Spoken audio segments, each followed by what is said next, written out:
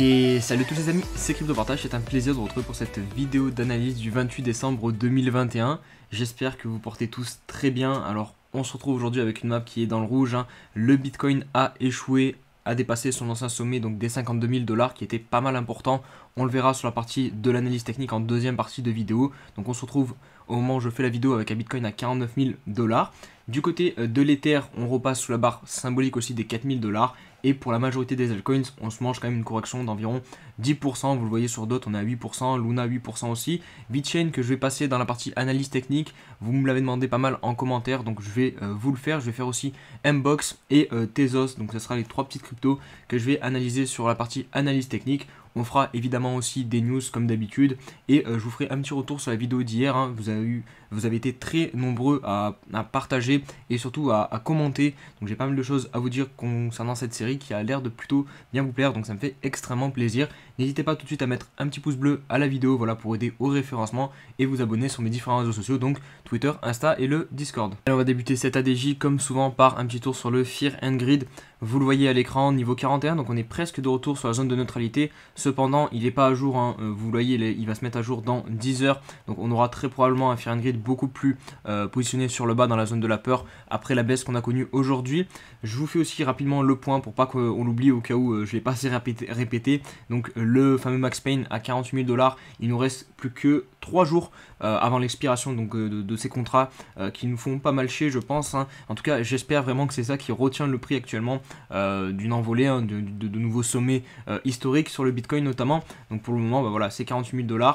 On verra si après l'expiration, donc le 31 décembre, on a vraiment une libération du prix. Attention, ça peut être aussi à la baisse, hein, finalement, parce que ça marche dans les deux sens, hein. Donc peut-être qu'on ira chercher beaucoup plus bas, même si voilà, les probabilités sont quand même plus pour reprendre la hausse sur le BTC. Je voulais vous passer aussi ce petit graphique donc de Immortal qui peut donner un petit scénario pour cette fin d'année. Donc regardez, on a d'abord une chasse au stop au-dessus, donc elle a été très légère, donc je ne sais pas si on peut vraiment la considérer comme efficace. Donc hier, regardez, on a très légèrement dépassé le sommet ici, donc on a dû chasser quelques stops des personnes qui shortent le marché, hein, puisque quand vous shortez le marché, où est-ce que vous allez vous positionner en grande majorité sur des tops significatifs de marché. Donc ici, vous mettez vos stop loss ici, et donc forcément, hop, dès qu'on vient ici, on pète les stop loss. Donc ça, ça fait partie du scénario que Immortal met en avant. Il est où le tweet? Hop, c'est celui-ci. Donc voilà, maintenant, on a donc cassé ce petit top ici, et derrière, on viendrait chercher donc la liquidité beaucoup plus bas, notamment sur les personnes qui, elles, au contraire, font le move inverse, sont en train de long. Et j'ai remarqué que notamment il y avait quand même pas mal de longs qui étaient en train de s'ouvrir actuellement. Regardez, si je vous mets le funding rate donc sur Binance, on vient de repasser pour la première fois. Alors ici c'était très léger, mais ici vous voyez, on vient de repasser avec un funding rate positif. Donc ça veut dire qu'il y a plus de personnes qui sont en train de long que de personnes qui sont en train de short actuellement. Donc ça, c'est pas forcément positif. Attendez, je vais vous montrer globalement ce qui s'était passé dans le passé, comme ça vous allez voir à chaque fois en fait qu'on a eu la reprise. Donc déjà de 1, pour poser un bottom, il faut très souvent que le funding rate soit négatif, c'est-à-dire qu'il y ait plus de shorters que de personnes qui long. Mais quand la reprise se fait, il faut aussi que le funding rate reste pas mal de temps négatif. Regardez ici, toute cette première partie de hausse, les gens ne croyaient pas en la hausse, donc ils continuaient de shorter le marché, et ça donne du jus au Bitcoin pour aller beaucoup plus haut. Là, lors du bottom de septembre, qu'est-ce qu'on a fait? Pareil, on a eu au moment du redécollage pas mal de temps des gens qui ont shorté jusqu'à ici quasiment. Donc ça montre aussi que voilà, il y avait du jus pour aider à la hausse. Et là actuellement, regardez, on n'a même pas dépassé vraiment le point haut significatif de ce bottom, donc qui est pour moi les 52 000 $, et on est déjà en train de repasser sur un funding positif. Donc ça, c'est quand même pas un scénario très très positif. Donc peut-être que voilà, on va devoir se diriger vers un scénario comme nous partage Immortal, pour venir liquider un petit peu des personnes qui sont en train de long, pour ensuite repartir réellement sur une hausse sur le Bitcoin. Vu qu'il n'y a pas eu d'ADJ hier, donc je vais vous partager le top 100 de la semaine dernière aujourd'hui, partagé par Coin Academy sur Twitter. Donc en première position, on retrouve NIR Protocol avec plus 62%. Ensuite vient FTM, donc deux blockchains qui occupent les deux premières places de ce classement, donc 60% aussi pour FTM. Ensuite vient AAV et Sushi, deux protocoles DeFi. Et enfin on conclut par Atom, mon petit chouchou, donc ça fait plaisir, plus 40%. Côté des marchés traditionnels et notamment du SP500, on fait des nouveaux sommets historiques, donc c'est pas du tout la même ambiance que sur les crypto-monnaies en ce moment. Regardez, et même aujourd'hui on poursuit la hausse. Si on prend le CAC 40, il me semble que c'est à peu près pareil. Ouais, voilà, on est tout proche de faire un nouveau sommet historique. Donc voilà, du côté des bourses plutôt classiques, le marché se porte bien. Alors c'est un point positif en théorie pour les crypto-monnaies, puisque vous le savez, quand les bourses, et notamment le SP500 par exemple, corrigent très souvent, je dirais à 90% du temps, j'avais mis sur Twitter la dernière fois, à chaque fois que le SP500 corrigeait, les crypto-monnaies corrigeaient aussi. Donc on a une corrélation négative, mais malheureusement, dans l'autre sens, ça marche pas forcément, puisque vous le voyez aujourd'hui, le Bitcoin corrige et le Nasdaq continue de monter. Donc ça marche pas forcément dans le cas positif, c'est un petit peu dommage, mais il vaut mieux que le SP500 continue de monter que le SP500 corrige, parce que quand il corrige, bah, vous l'avez vu sur Twitter, quand je vous avais partagé le tweet, à chaque fois les corrections quasiment, on a le Bitcoin aussi qui corrige. Un petit retour sur le 10K Challenge, donc la vidéo YouTube que j'ai sortie hier. Vous avez été un très grand nombre à la consulter et surtout à participer dans l'espace commentaire. Et ça vraiment, bah, je vous remercie grandement, ça m'a fait super plaisir. Il y a eu énormément de conseils, de crypto à analyser et à intégrer dans le 10K Challenge. Donc ça c'est vraiment ce que je voulais de la participation, que ça soit vraiment un défi communautaire en fait, qu'on apprenne des choses tous ensemble, au-delà de la symbolique de passer de 1000 $ à 10 000 $. Et ça bah, on verra si on réussit ou non, mais le plus important au final c'est d'apprendre des choses tous ensemble. Et pour le petit point que je voulais faire dans cette ADJ, c'est sur cette liste donc que je vous ai mis sur mon Twitter. Donc c'est la liste des crypto-monnaies sur TradingView qui sont dans le 10K Challenge. Donc si vous voulez l'ajouter à votre liste, comme ça vous pouvez surveiller en direct et analyser aussi les cryptos que j'ai sélectionnés pour ce 10K Challenge. Vous l'avez directement sur mon Twitter. La suite arrive très bientôt pour le 10K Challenge. Voilà, donc restez connectés et je vous remercie encore pour l'accueil que vous avez fait sur ce programme. On enchaîne avec des news partagées par Cryptos que je trouve plutôt intéressantes. Donc la première, c'est 15 000 milliards de dollars qui ont transité sur les plateformes d'échange de crypto-monnaies en 2021. Vous avez ici le graphique depuis 2017 et on constate très bien l'arrivée du bull run, hein, puisque là on a eu vraiment une entrée dans une autre dimension en termes de volume et d'argent échangé sur les plateformes d'échange. Rien que de 2021 à 2020, on a eu une augmentation de 690%. Donc voilà, ça c'est évidemment très bénéfique, hein. Les crypto-monnaies, elles n'ont pas toutes seules, il faut forcément de l'argent qui afflue. Et cette donnée, cette stat montre bien tout ça. On poursuit avec la blockchain Velas. D'ailleurs, elle est pas mal revenue en commentaire de la dernière vidéo, là, donc la Road to 10K, le VLX, pour que je l'intègre à mon Road to 10K. Mais ce qui est dommage, c'est que du coup, cette news a fait bien pump cette blockchain. Je connaissais pas du tout le projet, puisqu'ils viennent de signer un partenariat pluriannuel avec Ferrari. Donc voilà, c'est pas n'importe qui. Apparemment, Velas, c'est une blockchain vraiment dédiée un petit peu sur les NFT. Et donc, regardez le cours du VLX, il a bondi de 83% à l'annonce de cette news. Donc dommage que je n'ai pas pu l'intégrer au projet Road to 10K juste avant cette news, hein. On aurait pu faire un joli petit pump sur notre portefeuille. On va conclure avec cette news qui porte aussi un peu sur les NFT.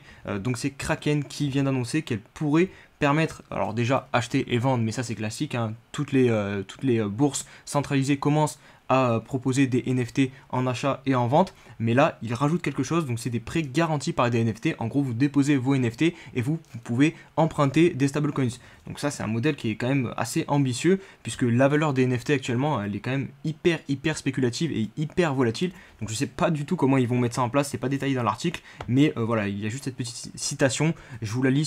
Si vous déposez un CryptoPunk sur Kraken, nous voulons pouvoir refléter sa valeur sur votre compte, et si vous voulez emprunter des fonds, compte cela, 3 petits points. Donc voilà, il n'y a pas plus de précision que ça.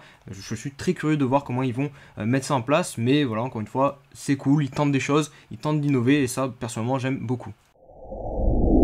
Allez, on se retrouve pour l'analyse technique du BTC. On va débuter par le 4 heures. Pour constater malheureusement l'échec sur ce niveau très important des 52 000 $. Hein. Les 52 000 $, c'était le dernier top ici, où je vous l'ai dit plusieurs fois, je pense qu'il y a pas mal de stops à venir péter des personnes qui shortent le marché. On n'a pas vraiment réussi à s'intégrer dans cette zone là, dans toute cette zone ici. Hop, vous voyez, on a fait une très légère mèche, et derrière on s'est bien fait repousser. Donc on est plutôt sur un bull trap ici, où on fait semblant de casser la résistance, et derrière on réintègre et on vient perdre le dernier plus bas. Donc ça aussi c'est pas cool. On passe donc en tendance baissière sur le 4 heures, hein. Si on suit la théorie de Do, hein, dès que vous cassez le dernier plus bas, vous rentrez automatiquement dans une tendance baissière, vous changez de tendance.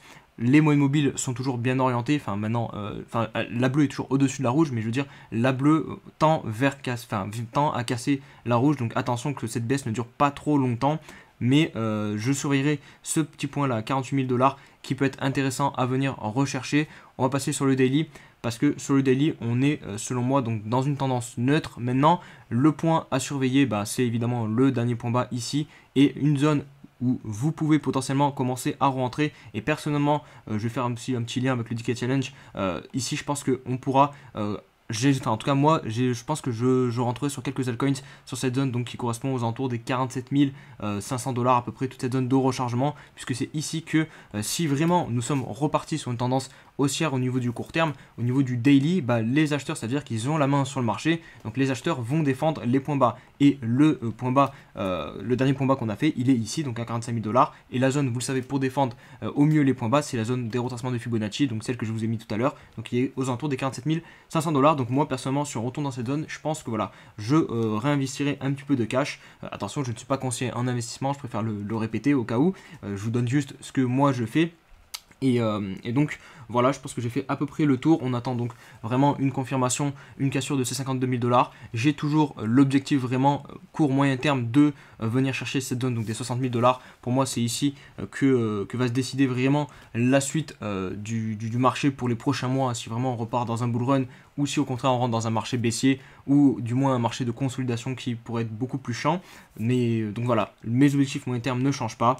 Et puis je pense que j'ai fait à peu près le tour. Le weekly, je vous l'ai pas dit hier du coup puisque j'ai pas fait de vidéo, mais on a eu la belle englobante. Donc ça c'est pour résumer la clôture de dimanche soir. Mais cependant, je pense que vous l'avez vu sur pas mal de chaînes YouTube ou sur Twitter, cette englobante, tout le monde en a parlé, puisque en fait, regardez, si vous constatez ici, hop, on a eu l'englobante ici pareil, hop, on a eu ici la même chose, et à chaque fois, ça a marqué un bottom. Donc là, on a encore une fois la même chose. Donc on verra si cette semaine, on va réussir à relancer vraiment une hausse sur le BTC ou si ça va être plutôt un piège technique. Et de l'Ether, c'est pas très positif ce qu'on fait. On est en train de buter, vous le voyez sur les moyennes mobiles, regardez, la bleue est passée en dessous de la rouge, donc ça c'est pas un bon signal. Et surtout ce que j'aime pas, c'est que là vraiment c'est chirurgical, les bougies s'enchaînent et on ne réussit pas à repasser au-dessus. Donc maintenant on se fait vraiment repousser plus violemment, on a aux alentours des 3900 dollars. On n'a pas non plus réussi, si on prend en termes de la théorie de dos, à faire un nouveau sommet plus haut que le précédent. Donc on n'a pas vraiment cassé cette tendance baissière qu'on a sur l'Ether. Pour la casser, pour moi il aurait fallu valider une clôture au-dessus des 4130 dollars, chose que l'on n'a pas faite. Vous voyez, plusieurs jours d'affilée on a clôture en dessous, donc maintenant les probabilités sont plus d'en venir chercher un nouveau point bas sur l'Ether, donc en dessous des 3600 dollars. On verra si les acheteurs réussissent à inverser, à tenir ce point bas. Et pareil que sur le BTC, je peux vous mettre la petite zone de rechargement qui est donc située aux alentours des 3800 dollars. C'est ici que les acheteurs vont essayer vraiment de défendre donc ce point bas. On verra s'ils réussissent ou non à retourner la tendance, mais en tout cas au niveau des probabilités sur le daily, on a plus de chances actuellement sur l'Ether de venir chercher un nouveau point bas, je pense, de ce que je fais de l'analyse. On passe maintenant au weekly. Sur le weekly, on a toujours cette trend, on est collé à celle-ci, on a toujours le gros support des 4000 dollars qui tient, mais ça commence vraiment à faire beaucoup là. Un support, généralement, quand on reste posé aussi longtemps dessus, au bout d'un moment il finit par casser. Donc là il faut vraiment une réaction, il faut vraiment que le cours redécolle, sinon je pense que l'Ether vraiment on va venir chercher beaucoup plus bas, et un petit peu comme nous a fait le BTC, pourquoi pas venir bottom ici. Je vous l'avais déjà dit dans une vidéo, ça, bottom dans cette zone verte ici aux alentours des 3200 dollars, ça serait pas du tout déconnant. C'est la zone où on pourrait donc défendre ce creux sur l'Ether, qui est le dernier creux pour préserver la tendance haussière sur le weekly. Donc attention, l'Ether, si vous investissez, voilà, je pense que attendre ici c'est clairement pas déconnant. Tenter le coup sur les 4000 dollars, c'est une chose qui est possible, parce que voilà, c'est un gros niveau. Ici, vous voyez, c'était une résistance, et hop, on est en train de la valider comme support, on essaye. Donc vous pouvez le payer un petit peu à 4000 dollars, mais je pense que garder quelques munitions pour au minimum les 3200, c'est pas quelque chose de déconnant. On enchaîne avec Tezos, et Tezos, graphiquement, j'aime pas mal ce qu'elle nous propose, puisque on est dans cette fameuse zone de rechargement. Regardez sur le weekly, donc c'est parfait en théorie si vous voulez investir. Là, vous pouvez rentrer sur Tezos. C'est bien pour de l'investissement, je dis attention, donc essayez de rentrer en mode DCA tranquillement, parce que c'est pas sûr que voilà, le cours repart tout de suite, notamment sur le daily. On n'a pour le moment pas forcément de vrais signaux d'une reprise. On est toujours situé sur la trend long terme du début de cette correction. Vous voyez, on les pousse parfaitement, on est encore en train de se faire repousser par celle-ci à ce niveau là, donc attention. Maintenant on va, pareil que sur BTC, pareil que sur l'Ethereum, pouvoir regarder le dernier point bas qui est ici. Hop, je vous mets la zone Fibonacci, donc la zone des 4,30$ pourrait venir servir de bottom et servir au cours à valider comme ça un creux plus haut que le précédent. Après il faudra venir casser la trend, donc on a encore un peu de temps sur Tezos avant de voir un pump, mais en termes de localisation d'un point de vue price action et sur les anciens niveaux de support. Et comme je vous l'ai montré aussi sur Fibonacci, ici on est dans une belle localisation, je pense, pour du long terme sur Tezos. VeChain, c'est à peu près la même chose aussi. On est sur un gros niveau de support. Alors, VeChain, c'est un peu plus dégueulasse, puisque là, on peut avoir considéré qu'on a changé de tendance sur le weekly. On n'est pas en tendance baissière, puisqu'on a cassé le dernier point bas qui était situé ici à 0,09 $. On est venu clôturer bien en dessous. Donc en théorie on passe en tendance baissière, donc ça veut dire quoi? Ça veut dire que en théorie le prochain pump, eh ben, il sera moins élevé que le dernier sommet, c'est ce que ça veut dire. Donc voilà, ayez bien conscience de ça en tête. Maintenant après c'est de l'analyse technique, si vous croyez aux fondamentaux du projet, voilà, vous pouvez investir ici. Ça reste quand même une zone aussi intéressante pour acheter, parce que c'est le support ici qui avait arrêté quand même le gros crash de cet été, et en plus de ça on est pile dans la reload zone. Si on met voilà, le Fibonacci, regardez, hop, on se trouve dans cette zone-ci, donc là aussi ça peut être intéressant de réaccumuler un petit peu de VeChain.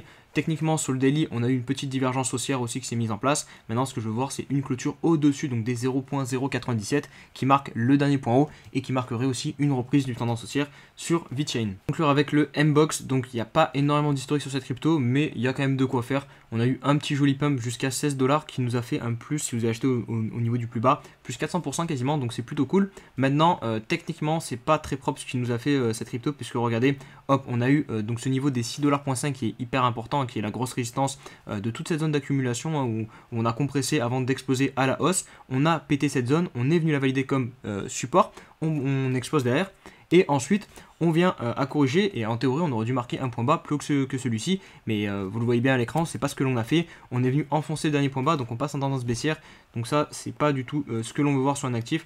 Donc maintenant j'attendrai au minimum d'avoir au moins un retournement de tendance, et à la limite vous achetez la cassure du W ou du triple bottom, enfin du moins de la figure de retournement que l'on pourrait poser sur Mbox, ou alors vous attendez carrément la zone ici, donc du gros support des 3,50 $ pour rentrer sur Mbox, et vous vous préparez aussi au cas où on aille plus bas, parce que c'est une possibilité hein, vraiment, quand on a un pump comme ça, qu'on revient agresser les gens qui ont acheté ici en mode peut-être long terme pendant très longtemps, qui ont attendu, et ensuite ils ont eu leur pump et on revient sur leur zone d'achat. En général ces gens peuvent sortir pour sortir à break-even, ou alors ils sont déjà sortis ici, donc il faudrait une nouvelle vague d'acheteurs qui se présentent pour défendre le prix, et c'est pas sûr du tout. Après ça dépend du fondamental du projet, mais c'est pour ça que voilà, si vous voulez acheter, spéculer sur le fait que ce support va faire office de support, hein, et vous avez totalement le droit, hein. Techniquement voilà, vous le voyez très bien ici, c'est un gros support, vous pouvez spéculer sur ce fait là, mais faites attention quand même. Je pense que en termes de psychologie derrière, c'est possible qu'on vienne chercher un peu plus bas, justement pour faire peur aux personnes qui achèteraient ce support. Conclure avec la question de l'abonné. Donc aujourd'hui une question de Zeus, tu m'as posé plusieurs fois la question, donc ça y est, aujourd'hui c'est ton tour. Donc tu me demandes si ça va valoir le coup en fait d'investir sur des crypto-monnaies qui sont entre guillemets, que c'est comme ça que tu le dis, bien ancrées dans l'écosystème, style Elrond, Matic, Cardano, pour du très long terme, style 5 ans et plus. Donc je vais essayer de te répondre à cette question. Alors tout d'abord tu me dis des crypto-monnaies déjà bien ancrées. Déjà tu compares Elrond avec Cardano, alors que Cardano ça fait vraiment très longtemps que le projet est lancé et développé. Elrond c'est un projet beaucoup plus récent, 2-3 ans max je pense, de mémoire. Donc voilà, déjà ça c'est le premier point. Donc il faut, je pense que, en fait j'ai compris ce que tu voulais dire. En gros tu penses les cryptos du top 10, du top 20 qui reviennent très souvent, donc tu as du Avax, du Solana, je pense, tu penses à ça aussi, du Cardano, de Elrond, Polygon, enfin, toutes ces cryptos là. Moi du coup je vais essayer de te répondre comme ça en te montrant l'historique des crypto-monnaies, le top 10 de 2017, et je pense que tu vas le voir très rapidement. On n'a plus du tout les mêmes crypto-monnaies, il y en a énormément qui ont disparu. Et si elles n'ont pas disparu, elles ne sont plus dans le top 10. Monero, Litecoin, Dash, Ethereum Classic, tout ça, ça a dégagé du top 10. Il n'y a que XRP qui est encore dans le top 10 et Ethereum Bitcoin. Mais Ethereum Bitcoin, voilà, ça vraiment pour moi, c'est des crypto-monnaies qui ont fait leur preuve et qui sont bien ancrées, hein. Ça a plus de 10 ans d'existence et ça occupe toujours le top 2. Donc sur ces crypto-monnaies-là, on peut facilement spéculer sur le fait qu'elles soient encore présentes dans 5 ans. Par contre, les trucs du type Elrond, les trucs du type Matic ou du Avax, du Solana, qui en fait, faut pas se mentir, ces cryptos-là, elles profitent du bull run. Elles ont une hype est vraiment très puissante et elle profite du bull run pour capitaliser énormément d'argent. Mais est-ce que derrière, concrètement, dans les phases de bear market où il va y avoir beaucoup moins d'utilisateurs, beaucoup moins de spéculateurs, surtout c'est surtout ça le plus important, est-ce qu'elles vont vraiment trouver une base d'utilisateurs solide pour maintenir leur prix et justifier leur capitalisation? Ça, j'en suis beaucoup moins sûr, enfin j'en suis même persuadé, il y aura énormément de projets du top 10, du top 20 actuellement qui ne seront plus là dans 5 ans et c'est totalement normal puisque c'est des projets, tu prends Elrond par exemple, c'est très peu utilisé en termes d'utilisateurs, donc spéculer sur le fait que dans 5 ans ça soit encore là et présent et utilisé, c'est quand même un pari très très risqué. Après voilà, je dis pas que ça ne peut pas arriver, mais pour moi c'est des paris très risqués. Si tu prends hormis Bitcoin et Ethereum actuellement, prédire sur ce qui sera encore là dans 5 ans, c'est quand même assez technique je pense. Donc voilà, j'espère que j'aurai répondu à ta question. N'hésitez pas les autres à commenter aussi hein, pour aiguiller un petit peu sur cette réponse et donner votre avis. On se dit à demain pour une nouvelle vidéo. Prenez soin de vous. Allez, ciao ciao.